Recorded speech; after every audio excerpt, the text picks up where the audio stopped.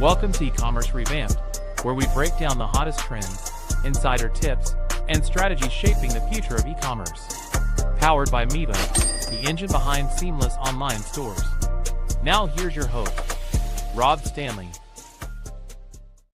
Hey everyone, welcome to another episode of Ecommerce Revamped. I'm Rob Stanley, and my co-host is out right now, but that's okay. I got this covered. We got a great one for you guys today. This company's actually been around for a while. They do a lot of stuff in the Amazon industry, but also the e-commerce industry. And we're going to have Chen come in just a minute from PickFu, and we're going to be talking about avoiding costly e-commerce mistakes with consumer insights. You're going to want to pay attention to this because you will definitely find value in this, and you're going to find definitely some resources that are going to help you out with your website, with your images, all kinds of really cool stuff. So let's get Justin into the studio. Hey, Justin, how you doing? Hey, Rob. Thanks for having me. Yeah, great to have you. Of course, people probably don't know, I've had a lot of other podcasts. This is probably my fifth one, and Justin's been on every one of them, and there's a reason why. You know, we definitely need to know more about a lot of e-commerce mistakes that are being made, ways to fix them, especially when it comes to consumer insights. So, Justin, let's jump right into this. How do data insights prevent e-commerce mistakes? Yeah, I think it comes down to understanding the implications of your decisions before you make them. So what we like to say with PickFu is that it helps you test out hypothetical decisions. So, for example, if you were to launch a new product or buy certain color variations or adjust your packaging, these are all really important decisions. They all have implications of how much time or money you're going to invest into it. And they're going to have a huge impact on whether or not you do well in your sales. And so the more data you can gather upfront as you're making those decisions, the better outcome you're going to have. So with a platform like PickFu, we like to say it's a digital focus group that helps you test those hypothetical product decisions. You won't be flying blind and just hoping that, this product that we ordered and we put on our website, we hope it's going to sell. We hope that the marketing imagery or the videos that we use in the ads does well. You would know all that if you were to gather consumer insights ahead of time. Yeah, absolutely. Let's give everybody a little bit more understanding of the A/B testing that we're referring to as we're kind of going through some of these questions in this interview today. Yeah. So I guess I'll start by distinguishing live A/B testing, which you can do on your website or a platform like Miva, where you're putting either A or either B. Like if you're testing it live, like and a lot of times people do this with website layouts. You may be subject to an A/B test. You won't even know it, right? Because you're only seeing one version of the copy or one version of an image. And so that's the traditional live A/B testing. But there's another way you can do kind of pre-testing with a platform like PickFu, where it's not on your actual customers. It's not on your live website. It's not live at all. It's actually in a sandbox environment where we're kind of conducting online surveys to audience members that are your target audience. So perhaps they're women dog owners is who you want to sell to. We would go reach out to them, and what we call it is actually a preference test. So you're putting up a few different creative options, perhaps marketing copy, and asking the audience to vote on which one they like, and then also give written explanations why, so that you can understand why they made that choice and then how to improve it. And that's really the key thing, is that once you start doing this kind of testing, it becomes very iterative because now you're not just looking at a final result. Like say you do a live A/B test on your website layout and one does better. Okay, well, you have assumptions on why it did better. Maybe people, you did change the color or you changed the font or something like that, but you don't know 100% because they're not actually telling you. And the same if you're launching an ad, right? You're running a Facebook ad. One ad does better than the other. You don't really know why. No one really told you why they chose that one. You're making a lot of assumptions. So if you pre-test with a platform like PickFu that has that qualitative component to it, where they have to give a written explanation why, then you can kind of dive into, oh, okay, so like they did like this, but they still didn't like something else about it. And that could be equally important, even if it does do better, right? So there's a big piece of gathering consumer insight that is not just looking at quantitative data, but understanding the qualitative, why people are thinking a certain way. Yeah, absolutely. So I've actually used PickFu myself for many years. In fact, I've known Justin probably close coming up on 7 years now. So I'm a big fan of PickFu, and I'm going to give you guys an example. Ecommerce Revamped, the actual name. We actually narrowed down the name when we were coming up with a new podcast name down to 2 different names. I liked a different one. Our CEO, Rick, he liked Ecommerce Revamped. I said, hey, it's easy. I know how to fix this. Let's test it. So I went on PickFu. I took both the names. I picked entrepreneurs because I figured that's going to be the ones probably that are going to be, mainly listening and watching the podcast. And we ran a test. I think we did either 50 or 100 person test, and we had them vote. And I just gave them the names. I set up a question and said, hey, we're looking to do a new podcast. Of course, we already owned both names, .coms. And I was, hey, we're looking to, do a new podcast. Which of these names would fit? And I gave a description of, the podcast, and we let people decide. Actually, it was crazy. Ecommerce Revamp won by about 60 to 40, basically. So I was like, well, heck, the people have spoken. So that's the name. So there's a great example of using PickFu on how to, A/B test things. But I mean, it goes deeper than that. And one of the things that does come up is people always have, trying to figure out like, how do I price something like a product, right? Do I go $14.99? Do I go $19.99? So Justin, what kind of pricing effect do online shop? How does pricing affect online shoppers? And how? Yeah. I mean, there's a lot of as any consumer's going through the buying process, there's a lot of factors that are impacting that, right? It's not only the price, but it's the branding, the packaging, the marketing imagery that you're using to show it off, your product detail page, any videos that you might have. But the pricing is important because it kind of it kind of places it into different buckets, right? If it's a high ticket item versus a low ticket item, you're already psychologically priming them for certain expectations, right? If it's few $100s, they're probably going to expect higher quality or more of something or whatever it is. If it's something cheaper, if you're a lower price point, then it's more of a value-based decision. One of the ways that you can test this, there's a couple different ways you could test this. One, you can do kind of pricing sensitivity tests where you ask people, what's the cheapest price that you would think? You could show the product, you could describe it, and you run a survey.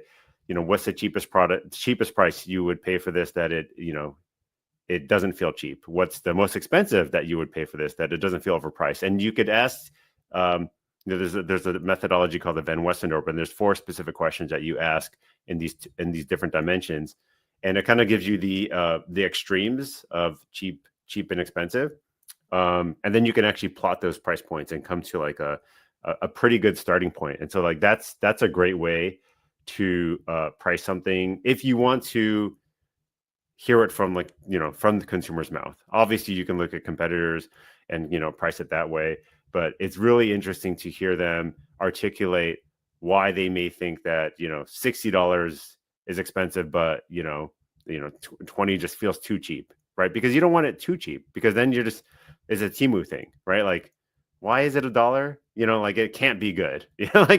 So pricing is a very psychological thing. The other thing that I recommend people test pricing wise is bundles. And a lot of times people have bundles of like, maybe you have a water pitcher, and maybe people like to buy pitchers in 2s or 3s or whatever it is. And that's an interesting way to play with pricing, and a great thing that you could test before even creating those bundles, before even making those SKUs and putting them up on your website, is testing out, oh, okay, well, if I do 2 of them and it's not quite double the price, but like it's only 50% more, do people psychologically like that more? And you could test that, and you could read the explanations why. And so there's a lot of interesting pricing tests that you can do ahead of time. I would even recommend testing your pricing against your competitors too, because whether you're in a marketplace or not, you're still going to be compared to competition, right? So whether they're going directly to your website, they're looking at your ads, coming to your website, they're still thinking about your direct competitors. So placing your product image and your price, and then doing a comparison to your competitors, will give you an understanding of, oh, they may say something like, I would buy this one, which might be your competitor, even though it's a higher price, because it looks higher quality. now you need to start digging into like why are they saying that it looks, and it could just be because the quality of the marketing imagery is better. Maybe it's even just the packaging, or the brand name sounds more luxurious, right? There are so many factors, and you would only understand that through this kind of qualitative feedback. It's a lot of times people come to us because they're trying to optimize their marketing imagery, like, oh, my click-through rates aren't good, and they just want to find like the easy tweaks to like, oh, I just want to get like a higher click-through rate, I just want to move the layout around, something like that. What inevitably happens is they get the feedback, they read through all the written feedback, and everyone is talking about their branding or their packaging or the product design, because those are all weren't optimized before this point. And I know we've all bought stuff online, and especially on Amazon, where you're like, that's the weirdest brand name for this kind of product I've ever purchased, but like whatever, like maybe I'm just going to buy it because it's cheap. But at the same time, that goes both ways, right? Because you probably know that it's some weird China direct company, or maybe it's a fly-by-night company. For some products, you're okay with it, right? Like whatever, it's a cup or something like that. But for other things, if I'm paying a couple $100s, I want it to feel like this brand actually is going to be in it for the long run, right? Like that they actually care about building that kind of product. And so all of those things are important things to work on from the early stage and really test. I think those are the things that don't get tested often enough. A lot of times, like your podcast example, people come in like, no, I got the name for it, I'm going with this. And that happens with the brand, that happens with the product name, that happens with all these micro decisions that every entrepreneur has. Like no, like I've got the vision, like this is my baby, right? But something I like to tell our team is that it's not just the idea that matters, it's the right version of the idea. And so just because you might have the brilliant idea that like some magical new tea kettle should come to market, but the version of that tea kettle is kind of up for iteration, right? Like the material that's used, the handle design, like all these different micro decisions that are going into it could be tested before you just say like, no, like I'm going to come up with everything on my own and not test it, and then I'm just going to launch a product. And like, that's a unfortunate way to do things, because a lot of times what you think is not what your target audience is looking for. Yeah, absolutely. That's some great information. And, Justin's given a lot of different, like we're talking about A/B testing of images, pricing, and things like that. After the break, we're going to take a quick commercial break. But when we come back, though, we're going to ask Justin, what is the one change that will boost your sales immediately? And right after the break, before we do that, I'm going to also let you guys know or tell you how PickFu actually ended up saving me over $10,000 right after this break. Need an e-commerce platform that's as ambitious as you are? Miva empowers your business with seamless design, top-tier features, and the flexibility to scale. For serious growth and a better online experience, it's got to be Miva. Visit miva.com/podcast and start building success today. So head on over to miva.com/podcast. We have a bunch of free ebooks and all kinds of really cool stuff over there. But right before the break, I probably got your attention on how did PickFu end up saving me like $10,000. I'm going to give that story, and then we're going to ask right after that Justin to give us information on which one change will boost your sales immediately. So I'm going to make this short as possible, but basically a few years back, I was asked to basically back a person financially on a new product. They brought me the design that they came up with. I was a little skeptical on it.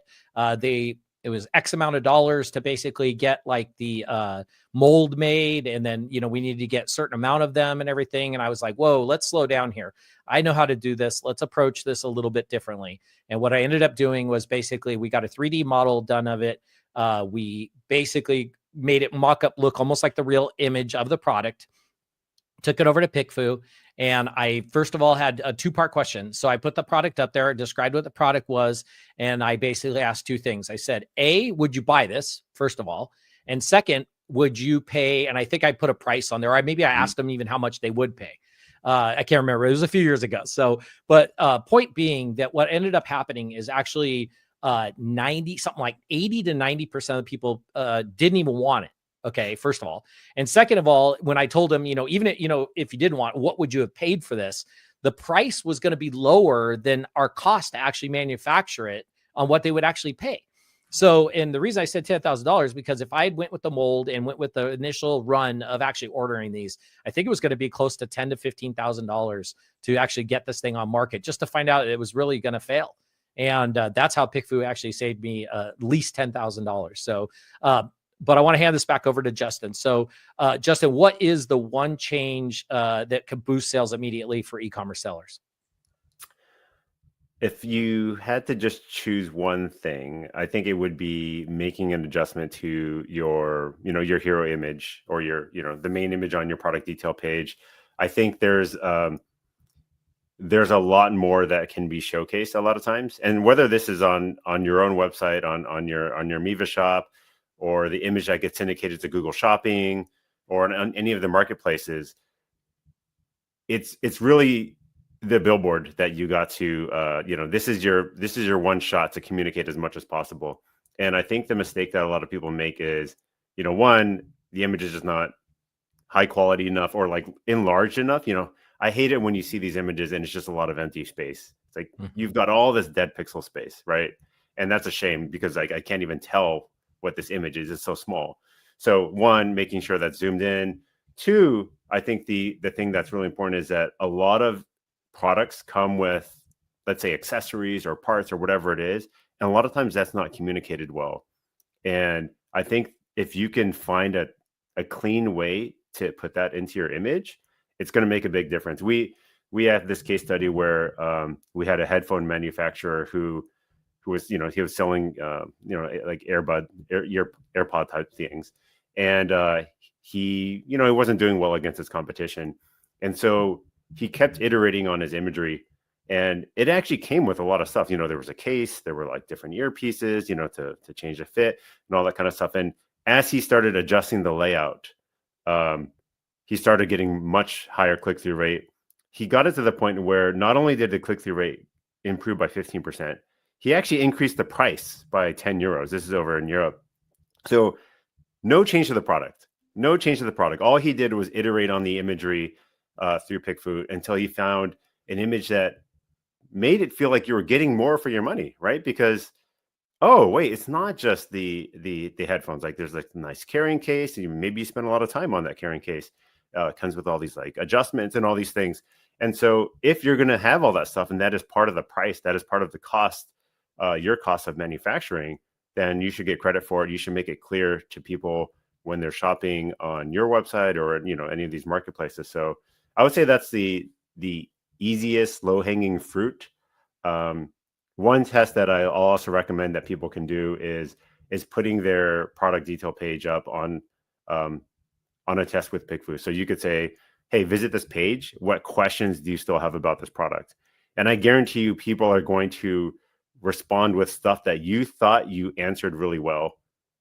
And they're going to ask, is this thing washable? Like what are the materials? And maybe you thought you covered it because like there was a random bullet somewhere deep on the page that you thought covered it, but maybe that's not enough. Maybe you need to mention it multiple times. Maybe it needs to be in some of these secondary images or whatever it is. I think there's a lot of times where we make an assumption that like, oh, of course people are going to know that this is machine washable. Well, do they? And maybe you need to have imagery or a video or something. If that is a key selling point to it, then make sure it's really conveyed on your product detail page. So I think that's a really easy test. If you don't know where to start and maybe you're not getting the conversions on that product page, just throw the page up, have people visit it, and they'll tell you, this is very confusing. I don't understand like what you're trying to sell me. Yeah, absolutely. You brought up a good point, and this is a question actually I wanted to ask you. So Miva, for instance, you could put quite a few photos in your product section, and how important. I know you guys have done some studies because I've known you guys for a lot of years, been to a lot of trade shows and different events, and seen you guys speak and everything. But how important is, let's say, image number 2, 3, 4 like that? And what should people be testing when it comes to non-hero image?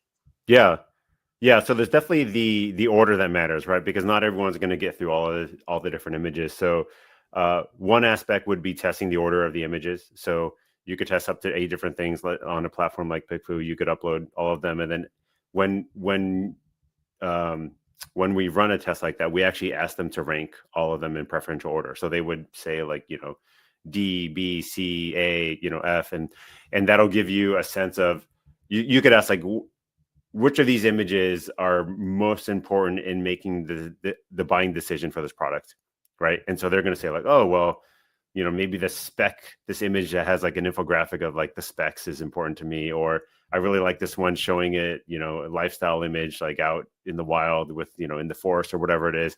And so you'll get a good sense of what's important to them.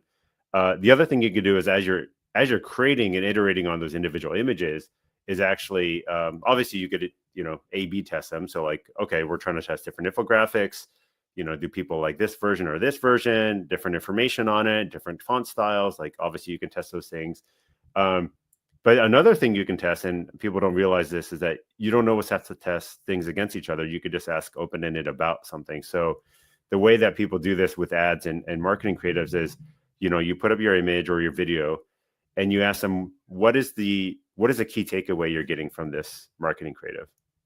And hopefully it's what you intended, right? Like we shouldn't be creating these supplemental images without some kind of idea or focus. Like, oh, okay, we need to get the point across that it's trustworthy and it's washable and it's durable. If they're seeing that image and they're not saying any of those things, you've got a problem here, right? Or they watch a video and they're like, I'm totally confused, like what I'm supposed to take away from this video. Not a good sign, right? So I think that's the other way you could also help with your ads as well.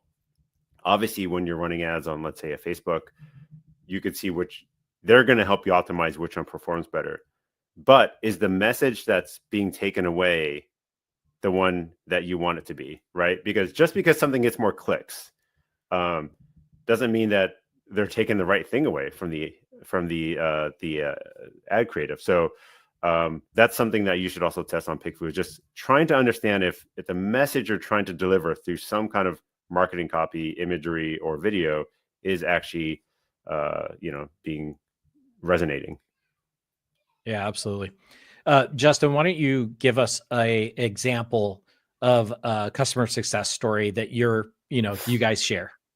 Yeah. So it's kind of funny because there's two kinds of stories here. There's a lot of stories kind of like yours where the best thing we can actually do a lot of times is help you avoid disaster. And we hear a lot of those, a lot of people will test out hypothetical products. They'll test it out to see the price because, it's all about if you can get the right selling price with your cost structure. Or, I remember one guy came up to me and said that he used PickFu to test color variations for a diary. And he wanted to stock all kinds of different colors, amazing, beautiful colors. But when he ran the test of like, hey, which color would you buy? Everyone just wanted like the same boring color. And so he's like, well, I'm just going to order that color. And of course, like it just sells out. So like, I don't know. Do you argue with that? And is that a bad thing? What we all don't want is, all this inventory sitting, and we've all purchased stuff where, hey, if I buy this color, it's 30% cheaper. Well, that's because no one wants it and they're trying to move it and they're probably losing money on it. And that's an unfortunate situation. So really avoiding these kind of losses is kind of is a huge win. But yeah, in terms of turnaround success story, I would say one of the biggest ones that we have was Thrasio, actually, when they bought the Angry Orange brand, and which was a pet deodorizer formulation, and the branding and packaging was homely. I would describe it. It was by an individual entrepreneur, and it was fine. Like it was a great product, but they had bigger aspirations. They wanted to be able to build a whole brand line around this, and so they wanted to do a big packaging branding revamp. But the issue was that it was going to be super expensive. I think they said that it was going to be $50,000 of investment to make all these changes, and so they really wanted to get it right. So they tested a lot of different variations of the new branding, bottle packaging, all that kind of stuff on PickFu before finally settling on, this new Angry Orange, beautiful orange bottle with like a more modern logo style. And it crushed it. Like immediately, as soon as they launched that, they saw their sales increase. And then it was so good that they kept extending the brand to other products using the same packaging, orange packaging that they had tested with PickFu, and then also the same branding across the entire platform. So, still one of our best case studies, and I know it was for them also one of their cornerstone products. So yeah, that's the kind of thing that we love to hear. One other one that's actually really fun is a different aggregator, Elevate Brands. If you're in the space, you'll recognize the name. But before that, they were actually called Recon Brands. Yep. And they were using PickFu. They used us for a bunch of different things. They liked it so much that when they went through the rebrand, just like your podcast, they decided to test their. And so it was an amazing process because we got to see all the different names that they were testing, and then more importantly, they tested their name against their competition. So they tested like, hey, Elevate Brands versus like all these other big aggregators, and it tested phenomenally well. It's a great name. Elevate Brands is a great name. And so that was a really cool story to have the executive team not only put their faith in PickFu to test their products, but also to change the corporate identity. Absolutely. Big shout out to the Elevate Brands crew, good friends of both of ours. So yeah, very cool. Justin, let's talk a little bit about PickFu and give everybody a better understanding of kind of, what you guys do. You do a lot. I mean, it's not just A/B testing. There's a lot going on behind the scenes there, and maybe touch a little bit also on, sometimes like I was mentioning, like, I was testing the two different podcast names. Yeah. Well, I locked in both those names because I was scared, like if I put these up on a test, is somebody going to go grab the .com who's, saying, yes, I like this one better than the other. So talk a little bit about kind of like the security, or if somebody's testing like a prototype and how that all works. And then, obviously go a little bit more into the different types of things people can A/B test. Yeah. So think of it as a digital focus group. We tap into all the same enterprise grade consumer panels that a Procter & Gamble would use when they're doing longer form research. So when these large CPG brands are doing research, they have their own insights team. They work with a market research agency or consultancy. Then they have to program these long form surveys. They have to go find, they tap into these panels that we also tap into. They got to clean all the data because there's a lot of crap data that comes back. And so it's a very expensive and long, tedious process. And we try to make all of that accessible for non-insights people who don't have the budget to have an insights team. Maybe they do have an insights team, but they want to be able to run the tests themselves. And that's what we're trying to democratize consumer insights for everyone. So we bring the audience so you don't have to go find it. Maybe you have your own customer list and that's fine. You could always pull them, but we're trying to help you find your target audience in a very fast and affordable way. So it starts at $1 per response, and we can target things, like I said, women, dog owners who drink coffee, or people who take nutritional supplements and use a lot of cosmetics, a lot of different consumer behavioral targeting. We're going to go find them. We're going to incentivize them through these platforms, and they're going to, they're going to vote on the things that you put in front of them, and they're going to give you a written explanation and demographic information. So part of that process is that we do require them to agree to a non-disclosure. They don't see any of your content until they agree to that. And then they know that they are incentivized by doing a good job. And if they don't do a good job, they're not going to get paid. So that's why you do get a lot of really nice, lengthy answers. I'm sure you've got a lot of insightful ones in the past. And then we have our own data quality process on top of that. So we probably toss out over half the responses that we get because they just suck. Like either people aren't paying attention, or they're just writing gibberish, or they're not genuinely answering the question. And so that's how we're able to, when you ask for 50, we're going to give you 50 of the highest quality that we could find.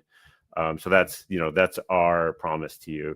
So that's kind of how the system works, and it's super fast. I mean, I'm sure yours was hopefully, 30 minutes to an hour to get those 50 entrepreneurs. But, sometimes when you're doing 15 to 30 general audience, it'll literally be done in like 10, 15 minutes. Like it's so fast. You walk away, get your coffee, you come back. Yours is a great example. When John and I first created this, it was kind of for petty reasons. It was settling bar bets, settling who's right about a redesign. And, all teams have these debates internally, right? Like you're chatting online. It's like, no, like, why are we doing, it should be this one, not this one. Well, throw it up, just let the crowd, settle the debate. And you could read through all the reasons and you could still choose the thing. What I always tell people is that you don't have to choose a winner. It's still your choice. It's still your business. It's still whatever. But at least you're going in with your eyes wide open. You hear the people's objections and maybe you discard them because you're okay with that. And it's still your call. But at least you have that data point of, okay, the font is a little weird, but that's our font and we're going to go with it. Right. So so that's what I'll say about that. About the different use cases, I think I touched on a lot of them. I think what we're known for is definitely comparing things against each other. What I'll stress there is that it doesn't always have to be your own variations. It could always be competitors. And we talked about that as well. Mm-hmm. A lot of people don't realize they can test against their competitors, but that's arguably the most important test, because what happens sometimes is that people get so caught up iterating on their own variations and they're like, oh man, this one's so good. But it's really only a local maxima, right? Like if you haven't then retested against the competition, whether you're in a marketplace or just the broad competition out there, it may not be a better in absolute terms. And that's what you have to win in absolute terms to be able to get the sale. So I do want to stress testing against your competition, and then open-ended things. So yeah, you can get open-ended feedback on an image or copy. We have a click test also. So you could actually put up, let's say a screenshot of your homepage, right? Like your Miva, either your layout or like your search result, you could change all these things. And so you could put up a screenshot of it, and then you could ask people, hey, if you were searching for something, like, where would you click? If you were trying to buy this product, what is the first place that you would click? Or, click on the area that you really don't like about this page, right? And so, oh, I don't like this pop-up thing, or, like this button is really like in my face or whatever it is. And so we'll generate a little heat map, and then you can see all the different comments that people wrote about that. So that's a nice way to gather qualitative feedback about clicks. Because again, if you're doing like a screen recording on your own website, you see a lot of clicks, but you don't know why. Like, why are they rage clicking there? Well, now you could see people rage clicked it, and then they'll explain why. That's awesome. That's awesome. Justin, actually, why don't you first share how do people get a hold of you guys? Yeah, so definitely just go to pickfu.com, pickfu.com. Sign up for free. It's free to sign up. We have a free onboarding poll, so you could actually experience the live results coming in on your own product for free. And you never need a subscription. You just pay as you go. So, create that free account. It starts at $1 per response. Super, super easy. If you want to reach out to me, you could find me on LinkedIn under Justin Chen, and I'm pretty active there. Yeah. So head on over to PickFu, pickfu.com.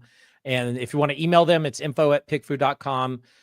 Justin, great having you on. Now, before I let you go, we're going to do a quick bonus question, and you can keep this a little bit short. So some of the things I'm aware of that you guys A/B tested, for instance, like book covers. I've seen my wife actually, when she was doing real estate, she tested a couple of her photos for her real estate photo. I've even heard actually baby names being A/B tested.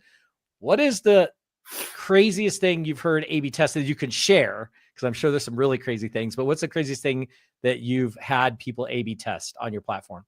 Crazy you can things. Well, or even bizarre, weird. So yeah, we do see a lot of baby names. We see a lot of adult content, actually. A lot of romance novels, a lot of adult products being concept tested, even how they're advertised, And so you can imagine there's a lot of creative ways to advertise adult products. And so we see a lot of interesting things there. A lot of profile pics. So LinkedIn pics, Tinder pics of like, hey, which one would you date, kind of thing. And also like outfits. So, which dress should I wear to this? So yeah, it's really anything. That's crazy. That's some crazy ones for sure. It just shows you that There's a wide variety of different things. And by the way, we didn't even dive really deep into, you can really start targeting, are you going to target men versus women? If it's a men, what age group? Let's say maybe it's people that have certain subscriptions, or they're part of a certain group, or household income. Really, there's such a large variations. We didn't really dive into that too much, but listen, go check out PickFu.com. Good friends of mine. I've been using them for many, many things. I didn't even scratch the surface on the amount of things I've used PickFu for to A/B test. It's just been absolutely crazy. But Justin, thank you so much for coming on the podcast. I really appreciate it. Everybody, please go check out PickFu, PickFu.com. And Justin, we'll see you on the next episode. Thanks for tuning in to Ecommerce Revamped. Ready to take your e-commerce business to the next level?